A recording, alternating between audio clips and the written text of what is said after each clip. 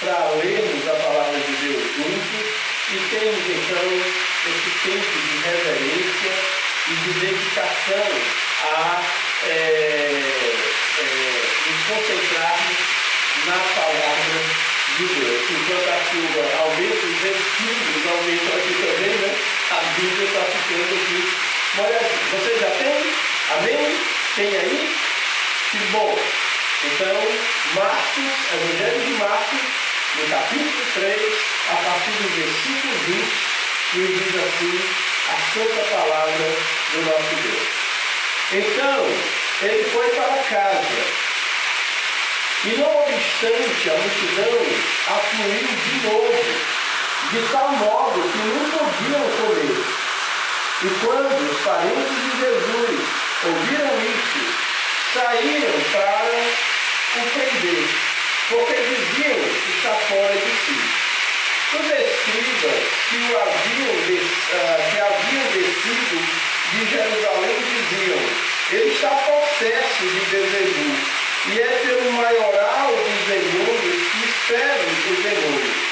Então, convocando-os, Jesus lhe disse, por meio de parábolas: como pode Satanás expelir Satanás? Se um reino estiver dividido contra si, tal reino não pode subsistir.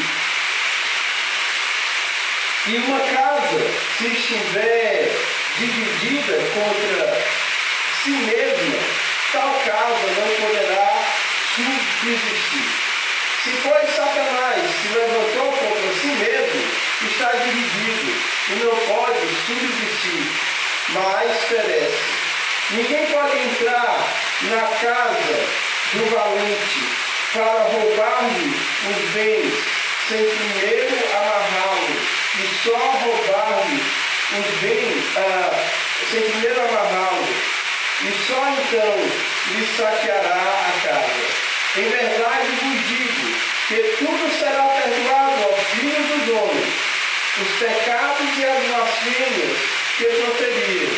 Mas aquele que blasfemar contra o Espírito Santo não tem perdão para sempre, visto que é réu de pecado eterno. Isto porque diziam que está possesso de um espírito imundo. Continuando.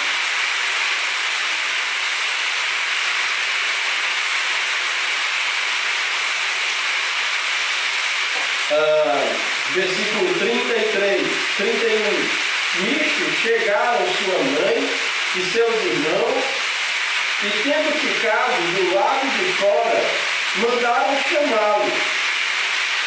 Muita gente estava assentada ao redor dele, e lhe disseram: olha, tua mãe, teus irmãos e irmãs estão lá fora, à tua procura.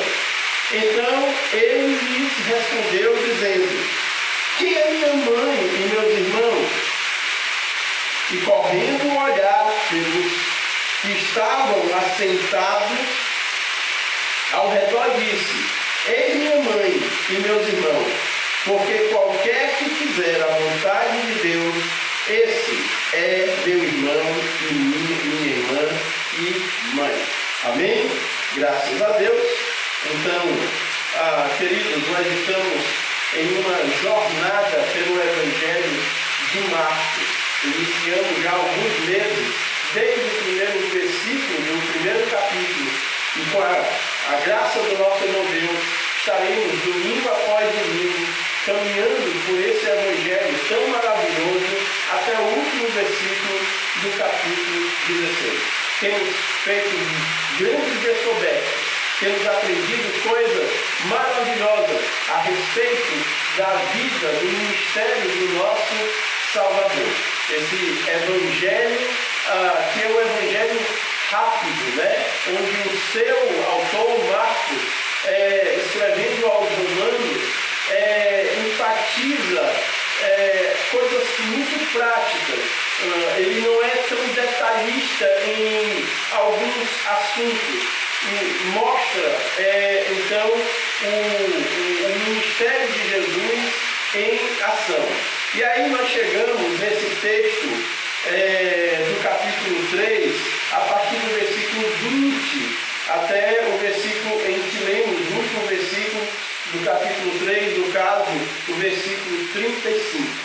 um texto que traz algumas informações que por muitas vezes são mal compreendidas.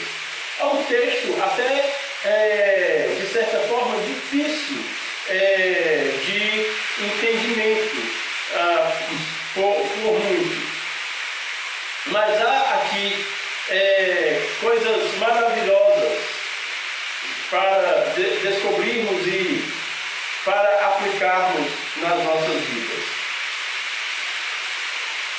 Senhor Jesus, então, Marcos nos informa que Jesus voltou para casa.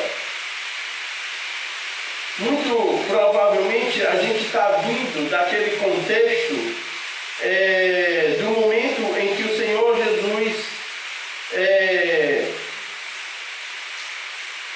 se retira para orar e depois de passar uma noite toda em oração, ele escolhe entre os seus discípulos, 12 homens, que serão agora apóstolos e que estarão de forma mais presente no dia a dia do Senhor Jesus Cristo.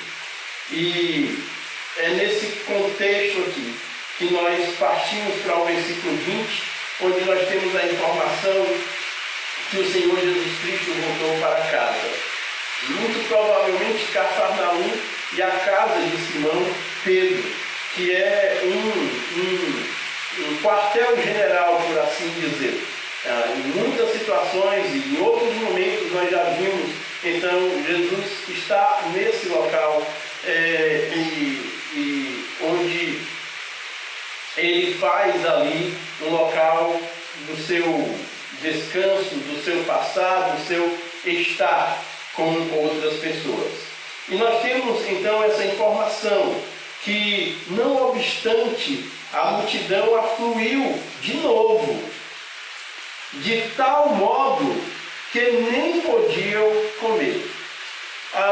Esse destaque de que a multidão afluiu, que a multidão estava lá novamente, é uma situação recorrente. Nós já vimos em outros momentos, até aqui onde temos estudado o Evangelho de Marcos, de que a multidão tem se feito presente. Lembrando que Marcos apresenta o Senhor Jesus como servo. E nós já temos aprendido de que durante o Evangelho de Marcos nós encontramos esse servo Jesus em 3 aspectos.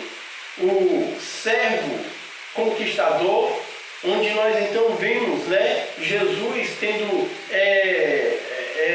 poder, autoridade, realizando milagres, curas. O seu ensino é um ensino com autoridade. Ele tem domínio sobre os demônios, ele tem domínio sobre as doenças, ele tem domínio sobre todas as coisas. Então ele é o servo conquistador, e Marcos já abre o seu evangelho dando de cara essa característica de Jesus. Ele como sendo conquistador, ele como sendo aquele que tem poder e domínio sobre tudo, sobre todas as coisas. Ele é Senhor de tudo. Mas mais à frente, então, nós encontraremos a figura de um servo sofredor, aquele que vai, então, padecer, que vai sofrer dores, que vai sofrer injúrias. E aí nós temos esse momento de Jesus revelado como servo sofredor. E ao final do Evangelho, então, nós temos Jesus apresentado como servo triunfante. Aquele que esteve na cruz, aquele que morreu, foi sepultado, mas ressuscitou, e porque ele vive, nós temos a viva esperança da eternidade, da vida eterna que ele nos dá, porque ele conquistou o maior dos nossos inimigos, e sem pecado, lá na cruz, ele pôde então ser o sacrifício perfeito, o pagamento das nossas culpas caíram sobre o justo, sobre o nosso Senhor Jesus Cristo. Mas nesse momento, o Senhor Jesus Cristo está no auge. A sua fama tem se espalhado por toda a circunvizinhança, de maneira que todas as pessoas de todos os lugares, de lugares mais distantes, de lugares mais próximos, têm ouvido falar desse homem que tem curado, desse homem que tem realizado maravilhas, e muitos estão vindo de todos os lugares o tempo todo querendo estar com Jesus. Já falamos em outro momento sobre essa condição da multidão, de que tem pelo menos 3 aspectos dessa, quando olhamos e vemos multidões, pelo menos 3 figuras nós encontramos na multidão, se não mais, mas pelo menos 3 nós podemos destacar. Aqueles que estão na multidão, e seja ela qual for, sem compromisso, sem propósito nenhum, estão por pura curiosidade, não sabe exatamente o porquê, a razão, mas estão ali porque estão vendo o movimento e acabam se envolvendo com toda aquela situação. Sempre na multidão, a multidão sempre atrai os que não têm compromisso nenhum, que estão totalmente desligados dos fatos, daquilo que realmente está acontecendo, mas estão ali fazendo números. E aí nós temos aquela turma que estão ali buscando alguma coisa, querendo alguma coisa, estão buscando algo que é do seu interesse próprio. Nesse caso aqui, não temos dúvida, e de forma geral, é sempre a grande maioria dos que formam a multidão. As pessoas estavam buscando o Senhor Jesus Cristo porque as informações eram boas, e elas estavam se aproximando de Jesus com essa motivação, que é uma motivação errada, que é a de buscar a Jesus por aquilo que Ele pode dar ou por aquilo que Ele poderia fazer. Buscar a Jesus por aquilo que eu posso receber dEle, por aquilo que Ele pode fazer por mim. Bom, Ele pode fazer todas as coisas. Ele pode nos dar todas as coisas. Ele é todo poderoso, e até aqui nós já temos percebido isso. Mas nós não devemos, ninguém deve buscar ao Senhor Jesus Cristo para um relacionamento onde esse relacionamento parte dessa motivação errada. Buscar a Jesus pelo que Ele pode dar e pelo que Ele pode fazer, e não pelo que Ele é, pela pessoa dEle. Buscar ao Senhor Jesus Cristo não por amor a Ele, mas por desejo de que Ele pode fazer. Eu sei que Ele pode fazer e eu quero receber alguma coisa dEle sem necessariamente ter que ter um compromisso com Ele. Muitas pessoas têm se aproximado do Senhor Jesus Cristo pela motivação errada, e por isso, depois de algum tempo, acabam se afastando e se distanciando. Quando as coisas acontecem ou quando as coisas não acontecem da maneira que se espera, e se há uma frustração do tipo, ele não correspondeu às minhas expectativas. Bom, Ele pode fazer maravilhas, e Ele faz maravilhas na vida de homens e de mulheres. Mas quando a nossa motivação é correta, primeiro nós o buscamos pelo que Ele é, e buscamos pela necessidade maior que temos, que é de restaurar o relacionamento com Deus, que só é possível através do Senhor Jesus Cristo. Quando temos um relacionamento com o Senhor Jesus pela motivação certa, nós estaremos sempre com o coração contente. E se Ele fizer algo na nossa vida, Ele será glorificado. Mas se Ele não fizer nada, o fato de nós termos agora esse relacionamento com Deus já nos dá o contentamento mais do que suficiente para continuarmos glorificando a Deus. Eu lhe pergunto, querido amigo, irmão em Cristo, as suas motivações são motivações certas em procurar a Jesus? Você tem procurado a igreja? Você tem procurado a denominação? Você tem procurado o pastor A ou o pastor B? Ou você tem buscado a pessoa do Senhor Jesus Cristo e tem se maravilhado com a pessoa dele, com os seus ensinos, com a manifestação do reino a partir da presença do Senhor Jesus Cristo?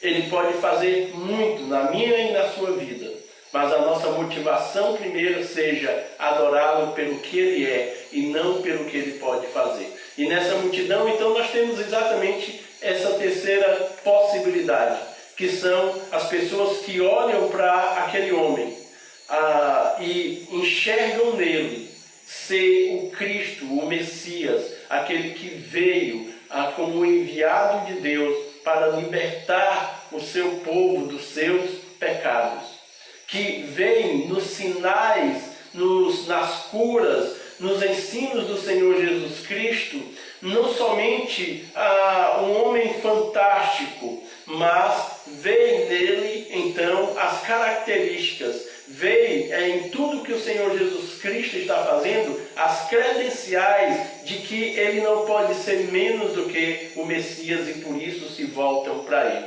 Quem é Jesus na sua vida, meu querido? É alguém que tanto faz como tanto fez, a primeira parte da multidão, os que não estão nem aí, eles só estão olhando porque está todo mundo lá.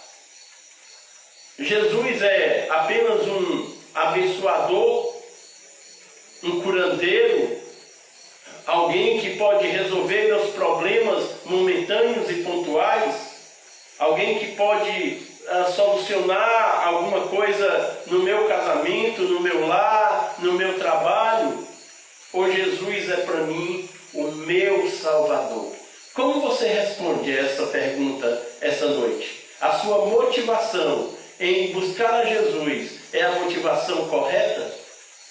Está certa a sua motivação? Pois a multidão está aqui. E mais uma vez eu preciso lembrar, já falei isso em algumas semanas atrás, sobre a presença dessa multidão. Tem esse aspecto de tentar desvirtuar Jesus da sua missão e do projeto de Deus. A fama se espalhou. E é muito perigoso quando pessoas acabam atingindo um grau de fama e de poder.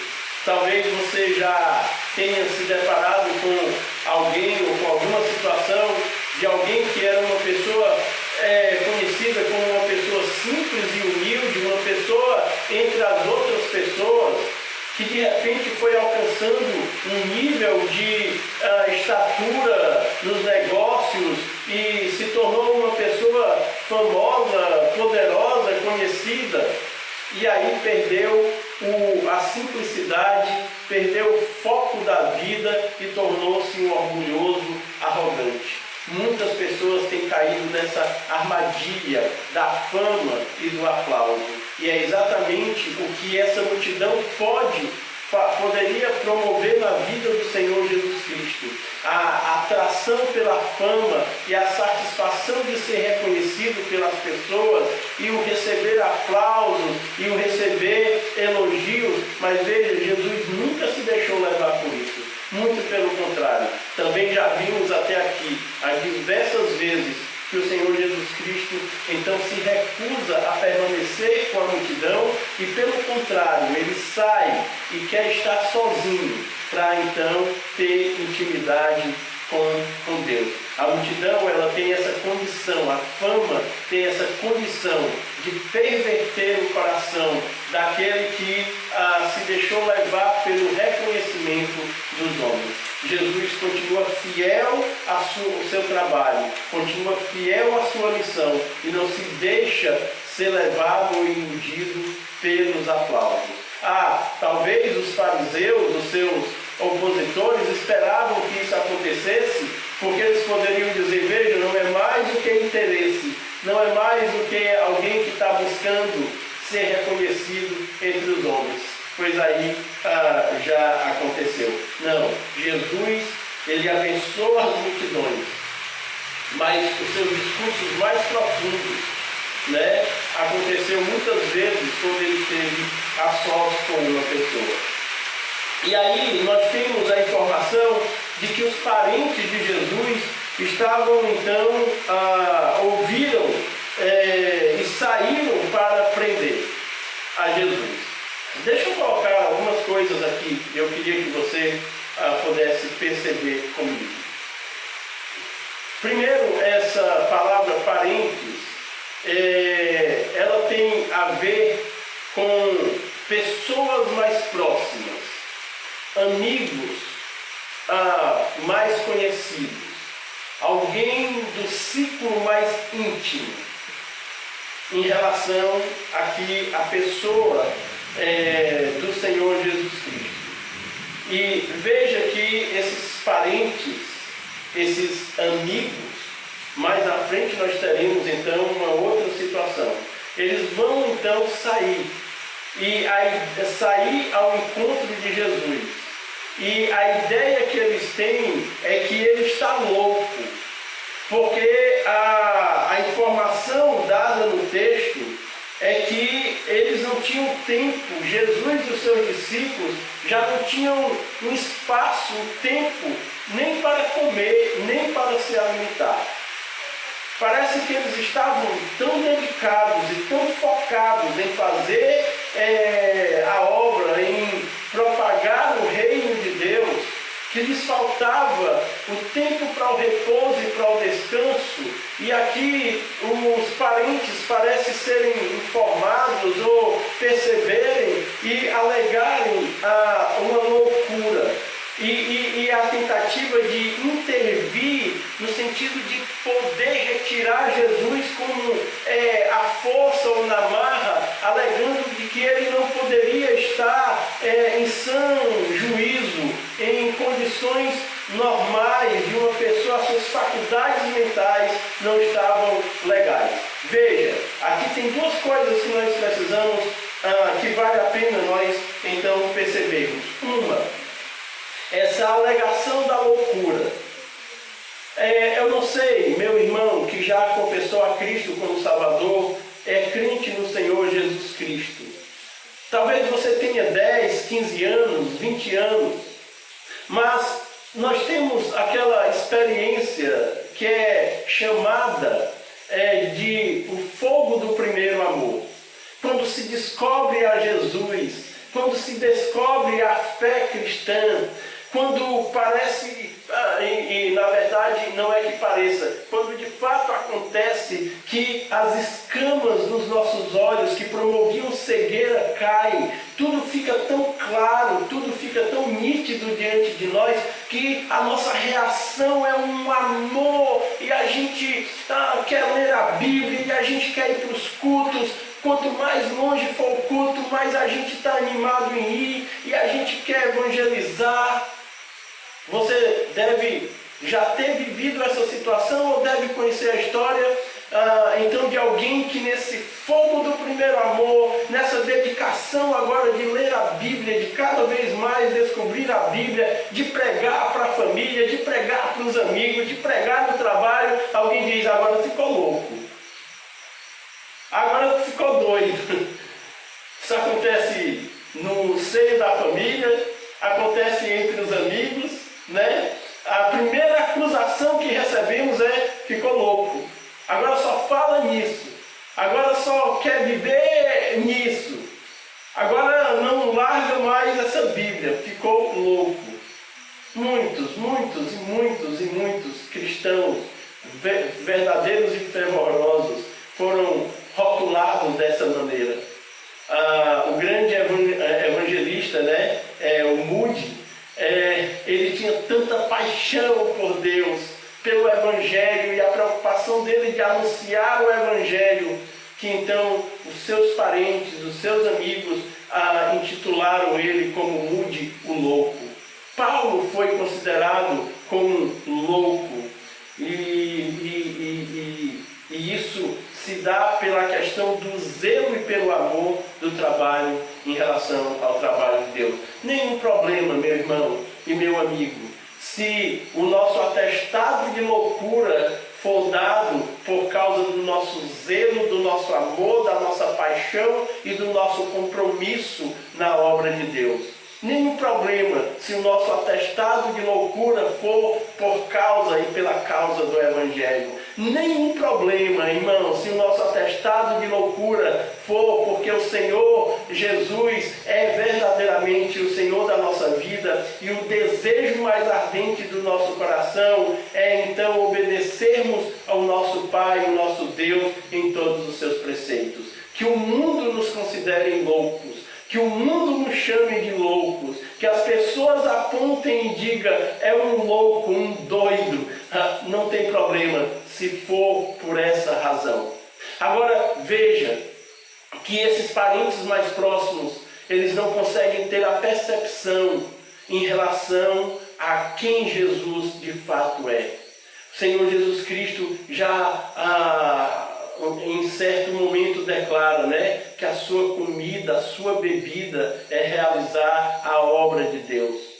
Em muitos momentos vemos isso ficando muito claro, que o seu desejo é obedecer a Deus. E aqui, mais uma vez, os opositores de Jesus tentam tirar proveito disso. Eu não sei se você percebe, mas fica nas entrelinhas. Esse desejo de que se os parentes conseguem então deter ao Senhor Jesus Cristo, conseguem arrancá-lo e levá-lo tentando demonstrar que ele precisa descansar, que ele está se empenhando demais, que isso é coisa da mente dele, e se o Senhor Jesus Cristo se deixa levar pelo argumento desses parentes, desses amigos que tentam prendê-lo, tentam retirar ali daquele momento em que ele está na prática, no exercício do seu ministério, então os seus opositores, os discípulos, os fariseus, os escribas diriam o quê? Vejam, não é mais do que um insano. Não, até a família reconhece de que ele não bate muito bem. E vejam como ele mesmo reconheceu, quando a família, quando os parentes, os amigos o chamaram, ele mesmo reconheceu que não está em si. E aí eles desqualificariam a obra. Eles desqualificariam, e era tudo que os opositores do Senhor Jesus Cristo estavam tentando fazer nesse momento. Era desqualificar. Já tinham tentado de várias formas. Já tinham o acusado por comer com os pecadores. Já tinham acusado de não promover jejum. Já tinham acusado de quebrar o mandamento do sábado. Já tinham acusado de diversas coisas. E eles precisam de uma oportunidade, uma brecha para tentar desqualificar, para tentar dizer, estão vendo, é só fogo de palha, né? Veja, esse homem, coitado, nem bom da cabeça não está, até a família reconhece que ele não está batendo assim muito bem. Voltem para casa de vocês, acabou o espetáculo, acabou o show, é só um lunático aqui entre a gente. Inclusive vamos deixar realmente ele descansar e a gente pode até pagar uma consulta no médico. Os inimigos estavam doidos que o Senhor Jesus cedesse ao apelo dos amigos, ou que os amigos os agarrassem, os parentes o agarrassem realmente e o levassem para fora ali daquele local. Mas mais uma vez o plano falhou, né? O plano não foi bem sucedido. E aí, dito isso, nós temos então um momento crucial, né? Onde os escribas que haviam descido de Jerusalém, eles estão descendo, eles estão acompanhando o Senhor Jesus Cristo, porque eles estão precisando então exatamente exatamente encontrar uma brecha, uma falha, eles estão precisando exatamente observar algo que possa fazer com que eles estejam a acusar o Senhor Jesus Cristo de que a sua pregação não é verdadeira, de que alguma coisa está errada, de que ele não é um homem enviado por Deus. Eles precisam caminhar próximo para tentar encontrar uma brecha, uma falha no caráter do Senhor Jesus Cristo. Mas eles não conseguem. Eles não conseguem. E aqui, eles então vão atribuir a obra de que Jesus está realizando, eles vão então atribuir que Jesus Cristo está fazendo o que está fazendo, não porque ele é um homem de Deus, enviado por Deus, mas o que ele faz por Beelzebul, que é então o maioral dos demônios. Nós precisamos observar pelo menos 2 ou 3 coisas aqui nessa colocação que os escribas fazem, nessa acusação que os escribas fazem. Eu queria lhe chamar a atenção para a percepção aqui do que nós encontramos nessa acusação a princípio. Não! A obra que ele faz por Beelzebul, o principal dos maiorais. É pelas forças, é pelo diabo que ele expulsa os demônios. É isso que eles estão dizendo.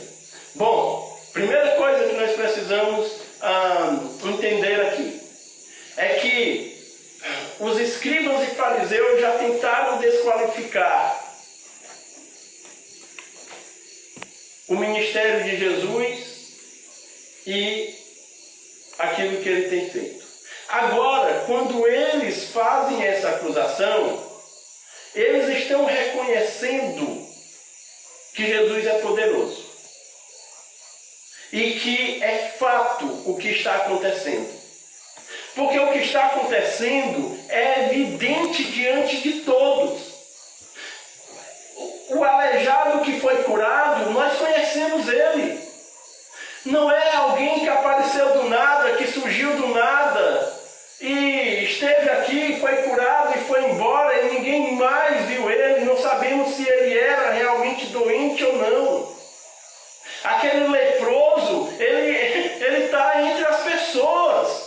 Nós o vimos leproso e agora convivemos com ele curado.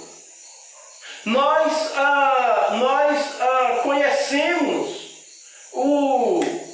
aquele homem da mão ressequida. Ele esteve conosco.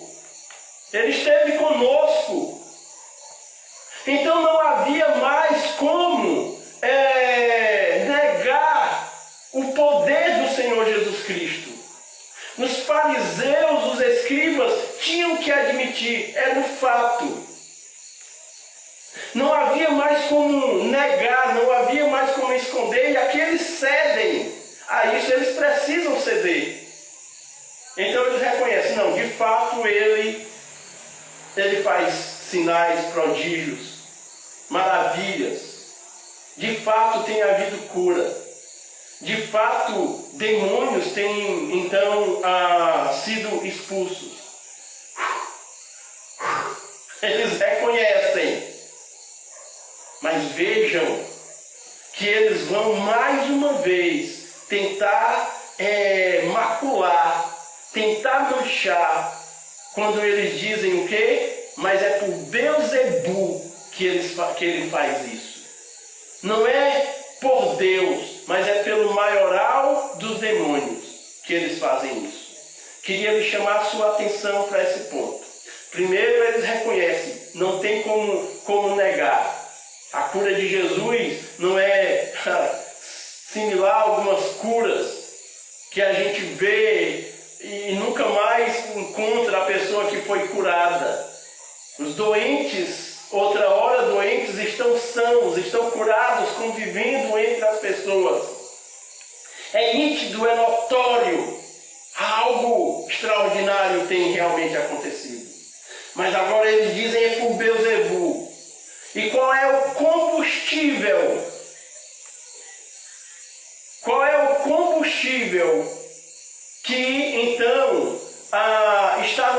reação dos escribas quando eles fazem a acusação? O ódio. O ódio gratuito. O ódio deliberado. Até aqui eles têm tentado de alguma forma fazer com que as pessoas não deem crédito, mas agora eles perdem toda o limite da sua batalha, do seu enfrentamento, da sua oposição, porque agora não é só uma despeita, não é só um ciúme, não é só uma queixa. Agora é um ódio. E queridos, nada mais danoso na vida de uma pessoa do que o ódio. Porque uma pessoa alimentada pelo ódio, ela é capaz de qualquer coisa. Inclusive de fazer acusações e alegações sem precedentes, acusações e alegações sem a menor condição de entender que ele está sendo desonesto. O ódio, de fato, leva a pessoa a ter o sentimento de morte, de desejar o pior de todos os males. O ódio, ele é nutrido pela inveja. Cuidado, queridos, porque tudo começa com uma pitadazinha de inveja e vai se tornando algo que vai crescendo, crescendo. E aí, quando cuida que não, por motivo nenhum, dado pela outra parte, se passa a odiar, e quando se passa a odiar, se passa a fazer todos os tipos de calúnia e de acusações. Como é terrível o ódio. É por Beelzebul, uma pessoa que está com o coração cheio, uma pessoa odiosa, ela não tem parâmetros, ela mente, ela inventa história, ela tenta arrumar ciladas, ela não se importa se isso é verdadeiro ou não, ela quer simplesmente destilar. Agora os fariseus chegaram no limite da sua rejeição a Jesus. E o que eles expressam é ódio. Queridos, limpe o coração. Totalmente. Perdão. Harmonia, conversa.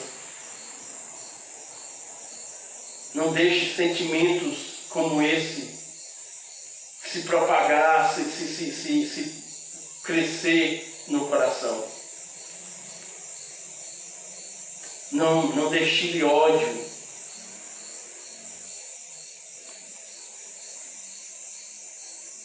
E aí, eles fazem isso, chegaram ao limite.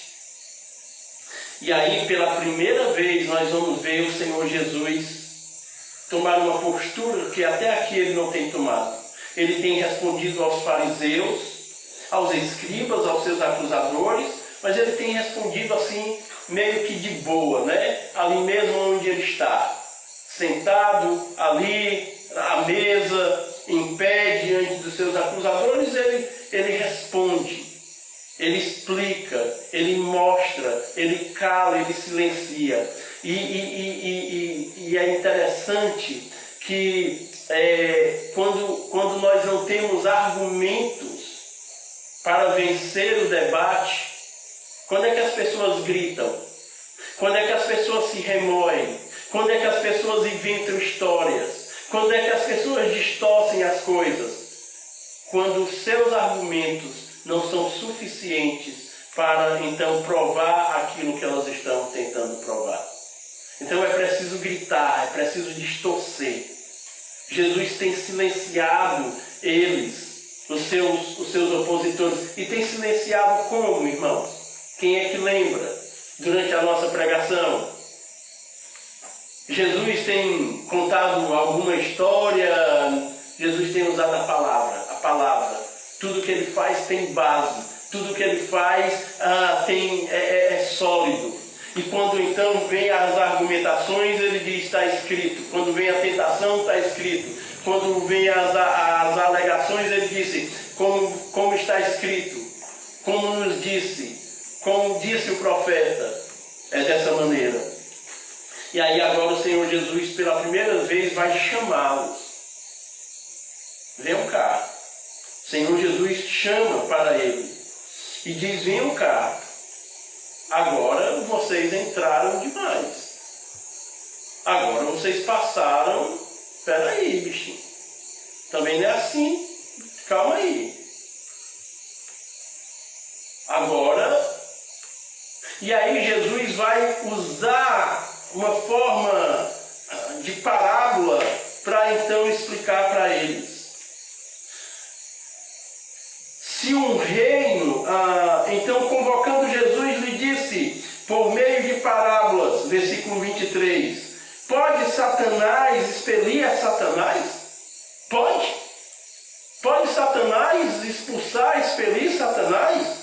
Se um reino estiver dividido contra si mesmo, tal reino não pode subsistir. Jesus usa uma lógica muito simples. Ele vai mostrar que não há como permanecer algo que está lutando entre si. Se pois Satanás se levantou contra si mesmo, está dividido, não pode subsistir, mas perece. Ninguém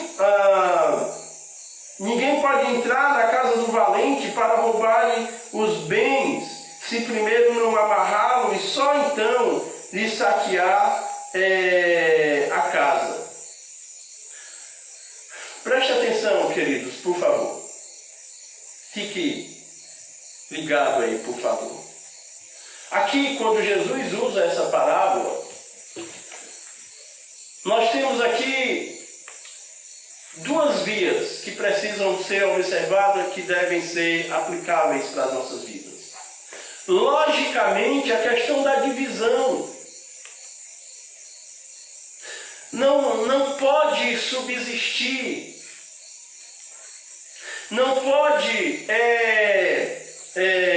permanecer algo que luta contra si mesmo. Um exército que atira contra os seus próprios soldados é um exército que vai então acabar. Um time de futebol onde parte dos jogadores decidem no meio da partida fazerem gol contra. Isso não vai acabar bem, o time vai sofrer. Não é possível, o que vocês estão dizendo não faz sentido nenhum. Porque nenhum reino subsiste dividido. Ele vai acabar. Então aqui nós precisamos pensar, irmãos, de forma prática para as nossas vidas. Quando nós estamos divididos, aqui uma aplicação direta para mim e para você. Quando nós estamos divididos, quando no lar há uma divisão, como essa casa, como essa família, como esse lar vai resistir? Se dentro de casa os membros estão lutando contra si, o esposo está contra a esposa está contra o esposo, os filhos estão contra os pais, não irá permanecer. Esse lar irá à ruína, porque um reino não pode se dividir, porque ele vai perecer. Imagine quando um membro da igreja começa a trabalhar contra a sua igreja. Um membro ou dois membros começam então a falar contra a sua igreja, começa a arrumar situações contra a sua igreja, começa a dividir pensamentos dentro da sua igreja. Essa igreja irá sofrer. Dividir é bom em outros aspectos. Quando dividimos juntos para ajudar o próximo.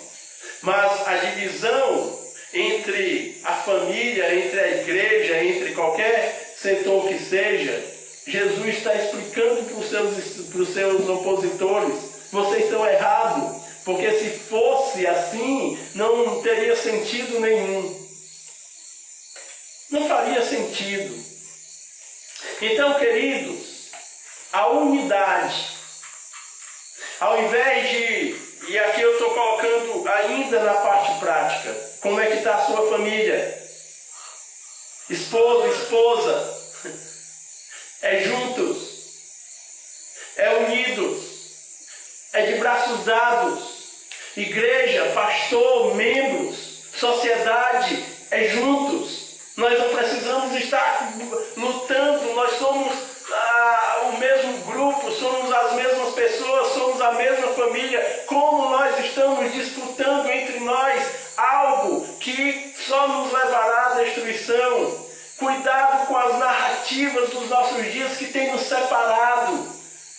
Você pertence a A, você pertence a B, você gosta... Cuidado, cuidado. Agora, o Senhor Jesus vai então dizer para os discípulos, para os seus acusadores: olhe, todos os pecados e todas as blasfêmias que foram feitas pelos homens, todos os seus pecados serão lhes perdoados, mas a blasfêmia que proferirem contra o Espírito Santo, essa não será perdoada. Essa não será perdoada. Mais uma vez eu lhe chamo sua atenção, porque esse é um dos textos mais mal compreendidos entre os crentes, entre as pessoas. O pecado da blasfêmia contra o Espírito Santo. De maneira que eu já encontrei não somente uma ou duas pessoas confusas, de achar que não podem ter um relacionamento com Deus, porque elas têm pecado, elas têm cometido blasfêmia contra o Espírito Santo.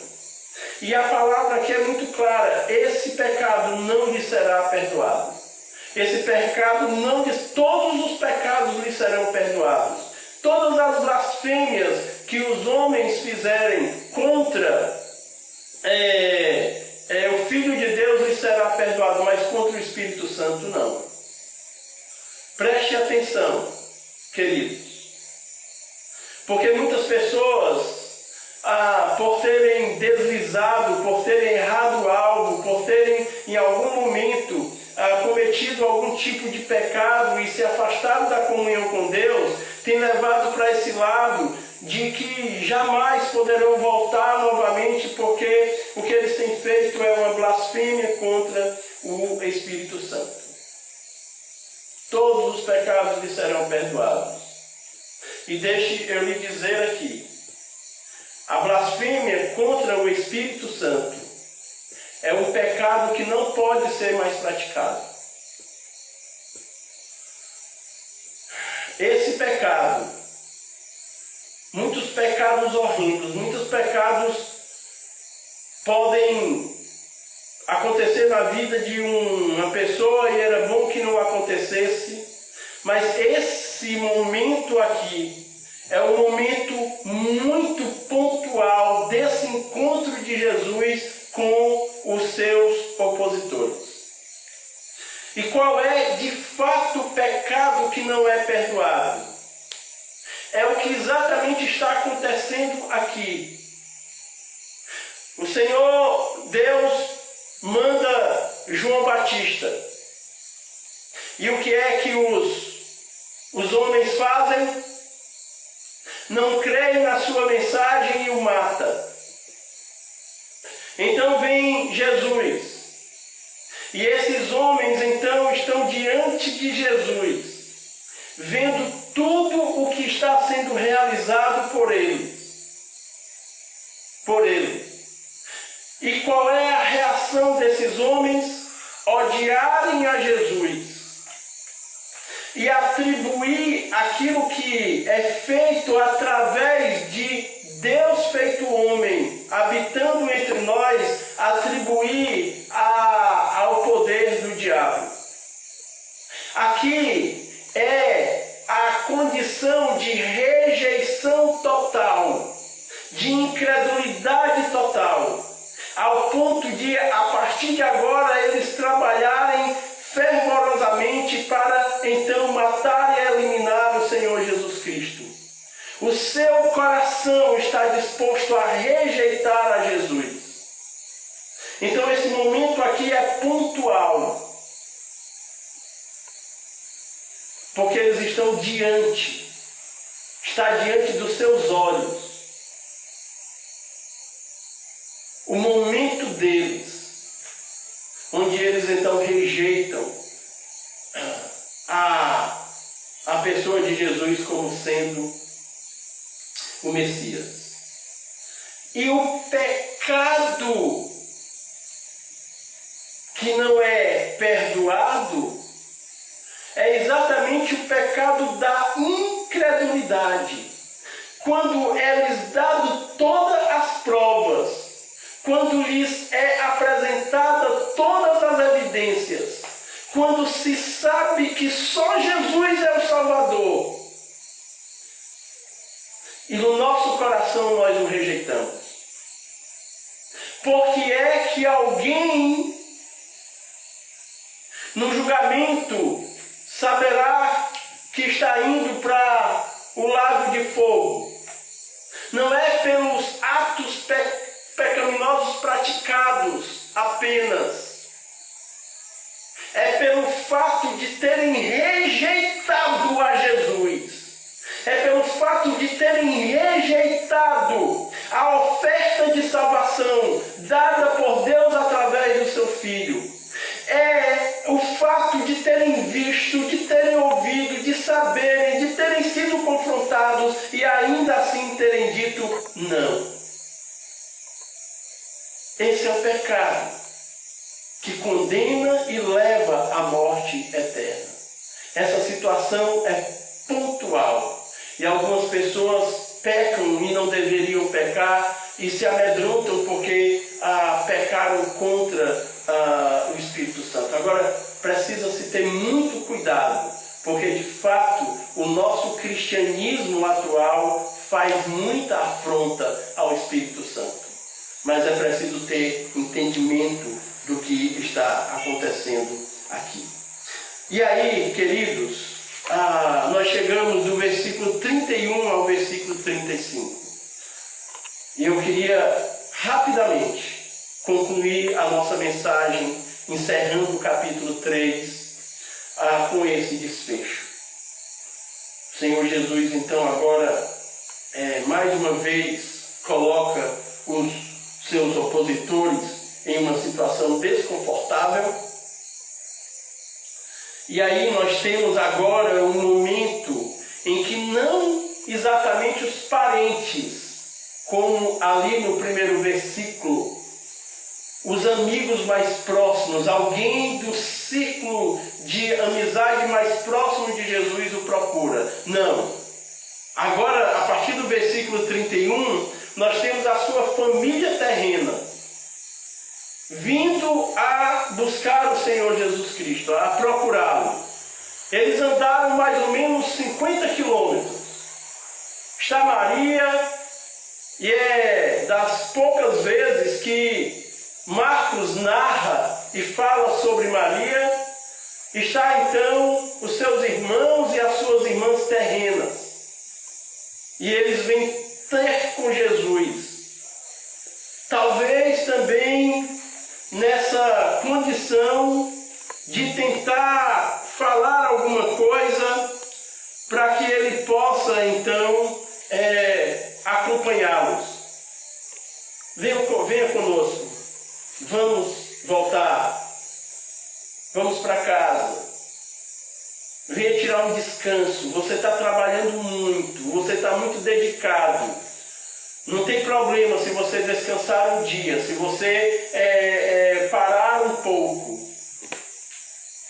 Você não precisa fazer isso desse jeito. Deus sabe do seu coração. Talvez eles quisessem usar esse argumento para que Jesus cessasse um pouco. Mas eles são impedidos por causa da multidão. A multidão está ali e é impedido. E aí a sua família é impedida. Então, alguém no versículo 32 aí vai dizer: ei, Jesus! Jesus! Minutinho aí, minutinho. Peraí. Jesus, a família, a sua família está toda ali fora, Jesus. Já está a sua mãe, os seus irmãos, e eles estão querendo lhe ver. Mas não estão conseguindo entrar. Então é um convite assim: o senhor não quer se levantar um pouquinho para ir receber a sua família, para ir para onde? Afinal de contas, quem é que vai deixar a família esperando, né?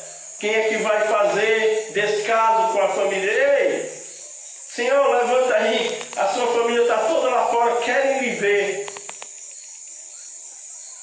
E aí Jesus tem uma resposta. Eu não vou tratar nesse momento sobre essa questão da família terrena de Jesus, dado o nosso tempo. Só queria mais uma vez chamar a atenção de que quem procura Jesus agora é a sua família terrena. Mãe, irmãos, irmãs.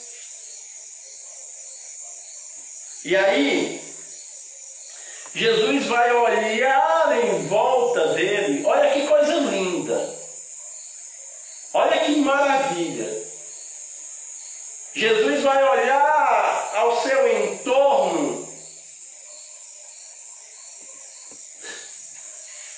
e, passando os olhos sobre aquelas pessoas, versículo 33, ele diz: então ele lhes respondeu, dizendo: quem é minha mãe e meus irmãos?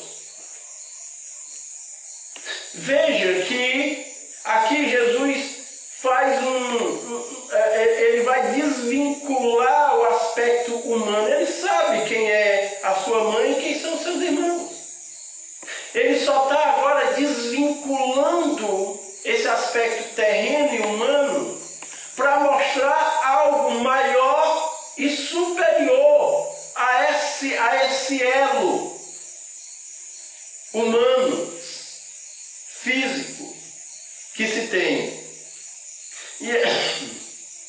Desculpa, ele diz: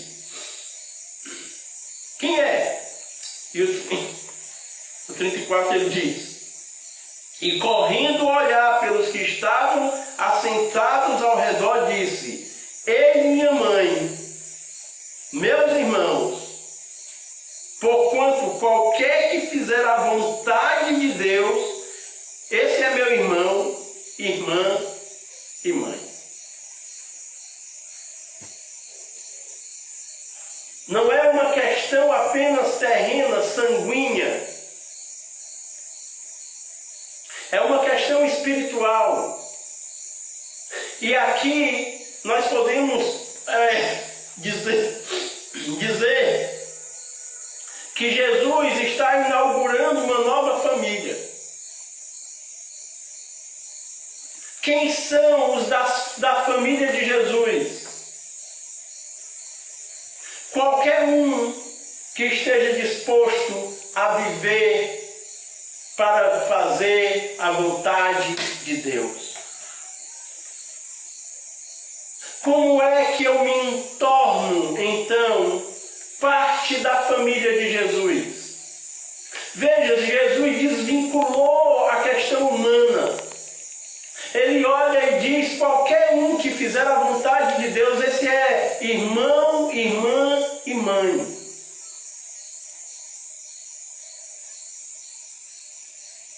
João capítulo 1 e versículo 12.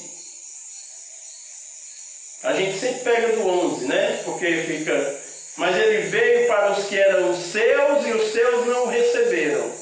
Mas a todos quanto receberam, deu-lhes o poder ou o direito de se tornarem filhos de Deus. Como é que nós ingressamos na família de Deus? Meu amigo, meu irmão, Meu amigo que está me acompanhando agora, se você ainda não fez isso, preste atenção. Preste muita atenção. Nós ingressamos na família de Deus. Nós somos irmãos de Jesus. E temos Deus como Pai único. Quando nós nascemos de novo. Quando nós então reconhecemos os nossos pecados, a nossa condição pecaminosa, em arrependimento e por fé, cremos na pessoa bendita do Senhor Jesus Cristo como nosso único e suficiente Salvador. Nós não fazemos parte da família de Deus só porque nascemos nesse mundo o fator natural da união do homem e de uma mulher. Não é isso que nos torna filho de Deus, e esse é um dos grandes enganos, onde as pessoas todas dizem, eu sou filho de Deus. Jesus diz, espera aí, são meus irmãos, são minhas irmãs, é minha mãe, são minha família, os que fazem a vontade de Deus. Os que recebem a Cristo como Salvador. Os que têm os seus pecados perdoados. Os que por fé vivem, então, a vida segundo os conceitos de Cristo. Você já fez isso? Jesus, passando os olhos e me encontrando, ele apontaria para você dizendo, eis aqui meu irmão, minha irmã, minha mãe, porque eis um que nasceu de novo. Eis um que me confessou como seu Salvador. Eis um que por fé reconheceu então a salvação lhe proposta no Calvário. Se você ainda não fez isso, faça. Ingresse na família de Deus. Ingresse na família cristã, aceitando a Jesus como Salvador. Eis meu irmão, minha irmã e minha mãe, todos aqueles que fazem a vontade de Deus. Então aqui nós concluímos o capítulo 3 do Evangelho de Marcos. Lembrando que se o seu atestado de loucura for pelo seu zelo e amor à obra de Deus, vale a pena ser rotulado dessa maneira. Se você é apontado como louco porque você ama a Deus, porque você tem zelo por Ele, glórias a Deus. Cuidado pelas motivações erradas de estar buscando a Jesus. Não busque a Jesus sem compromisso. Estou buscando por buscar. Ou não busque Jesus pelo que Ele pode lhe dar, mas se achegue a Ele pelo que Ele é.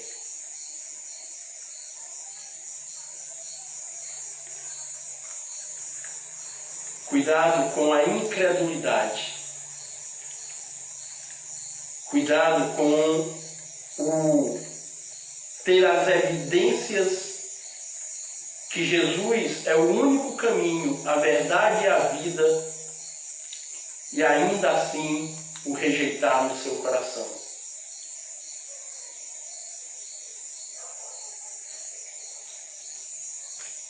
E tenha a alegria de poder saber que faz parte da família de Deus, por conta de ter, então, um relacionamento através do Senhor Jesus Cristo. É filho de Deus, ou são filhos de Deus, todos aqueles que por fé confessam a Jesus como Senhor e Salvador. Amém? Senhor nosso Deus, Pai santo, Deus bendito e eterno, muito obrigado por esse tempo, muito obrigado pela tua palavra, muito obrigado pela vida dos meus irmãos e amigos, ó Deus, que pararam esse tempo para ouvir da tua palavra e adorar ao teu santo nome. Senhor, nós só temos a Ti, nós só temos a Ti, nós somos totalmente dependentes, ó Deus, e a tua palavra nos faz perceber o quão maravilhoso é o nosso Senhor e Salvador, o quão perfeito Ele é, o quão servo Ele é. Muito obrigado, ó Deus, porque de fato o Senhor Jesus Cristo é o servo conquistador, aquele que tem o domínio, autoridade, poder sobre todas as coisas, aquele que venceu para que nós pudéssemos ter, ó Pai, a vida eterna. Venceu padecendo, mas ressuscitando. Ele é o servo triunfante, aquele que não ficou preso no sepulcro, aquele que não foi vencido pela morte, mas aquele que vive e reina para todo sempre. Por isso nós podemos nos alegrar. Ó Senhor, abençoa as famílias, abençoa as casas, os lares. Não permita, ó Deus, que haja divisão, reino contra reino, esposo contra esposa, filhos contra pais, patrões contra empregados, empregados contra patrões. Senhor, nos ajuda a entender o momento atual que vivemos, porque o Senhor tem prazer na comunhão, tem prazer na unidade, mas cada dia que passa, a nossa sociedade, esse sistema propõe, então, divisão entre as pessoas. Divisão por gosto, divisão por gênero, divisão por tantas coisas. Nos faz, Senhor, como crentes, ter a percepção, ó Deus, correta do Teu plano e dos Teus projetos. Abençoa, Senhor, o nosso Brasil. Abençoa a nossa nação. Sara, cura, Senhor. Liberta. Senhor, enxuga as lágrimas. Senhor, coloca o Teu bálsamo, o Teu consolo, o Teu conforto, meu Pai, na vida dos que sofrem, dos que perecem. Senhor, dos que estão agora em angústia, em dor, em tristeza e amargura. Senhor, só o Senhor, através do Teu Santo Espírito, pode, ó Deus, transformar e mudar o coração das pessoas. Não deixa, ó Pai, que relacionamentos quebrados, intrigas, acabem se tornando por ódio no coração das pessoas e haja, ó Deus, de um para o outro, seu semelhante, um desejo, ó Pai, de perseguição ou até mesmo de morte. Senhor, abençoa o nosso estado, abençoa a nossa região e abençoa a nossa cidade, Pires Ferreira. Abençoa a nossa comunidade cristã, abençoa o bairro onde nós estamos inseridos quanto igreja, cada família, cada homem, cada mulher, cada criança. Ó Deus amado, abençoa, Senhor, como só o Senhor pode abençoar, e arrebata corações, ó Pai, tantas vidas, voltando-se para Ti, ó Deus, não por religião ou por religiosidade, mas pela a motivação certa de manter um relacionamento perfeito contigo. Nós Te louvamos e Te agradecemos, em nome de Cristo. Amém. Queridos irmãos, eu tenho vários avisos, mas eu farei através dos nossos grupos nas redes sociais, tá bom? Então nós estamos concluindo esse momento, desejando a todos um bom domingo. Compartilhe essa mensagem, compartilhe esse link, deixe aí uma mensagem aí, né, na rede social que você está acompanhando, e que Deus os abençoe. Esteja orando por nós, nós estamos orando